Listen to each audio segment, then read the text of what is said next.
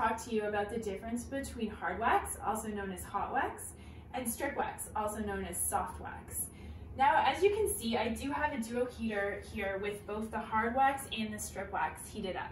Obviously, depending on your space allowance and what you have in your spa space, if you can have either a duo heater or 2 single heaters, it's always great to be able to have both waxes heated at the same time. I'm going to get into the reasons in a little bit as to why it's great to have both those heated. Now, looking at our hard wax, when you heat it, the consistency we like to say is going to be of a thick honey. So you're going to have almost an island in the middle of your insert. You can see the hard wax will have an island and around the edges of it will melt, but it's quite a thick honey consistency. As opposed to our strip wax, our soft wax, which is quite runny. Now, finding a good strip wax is great if you can find a low temperature wax because it's going to be quite thinly applied, which means you're going to use very little product and is quite efficient from a cost perspective as well as from a speed perspective. Now, our hard wax is great for sensitive area waxing. So we recommend that you're using the hard wax for facial waxing, for underarms, bikini, Brazilian, even if you're doing lips, nostrils, sometimes you can do male knuckles. It's a really great option to have.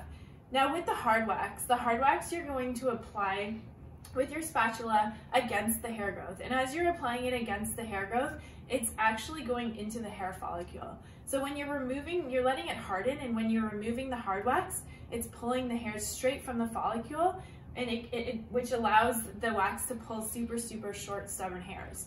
If you can find a really good hard wax, they should be able to pull hairs as short as 1 millimeter. Now looking at our strip wax, the strip wax is going to pull hairs about 2 to 3 millimeters, but it's going to pull it really efficiently. So if you are doing a larger area such as a back, a male chest, or even like a woman's abdomen, or if you're doing legs or arms, you're going to be able to apply it so thinly and very fast that you can then apply the strip and remove the strip right away, and it will allow you to do a large area in a really short period of time.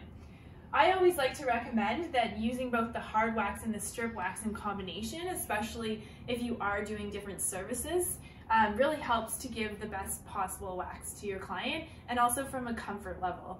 The hard wax is often more comfortable for those sensitive areas.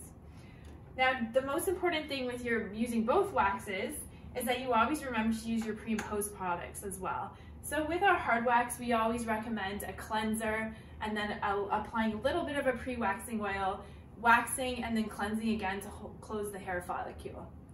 With our strip wax, we also recommend doing a cleanser and then waxing and cleansing again.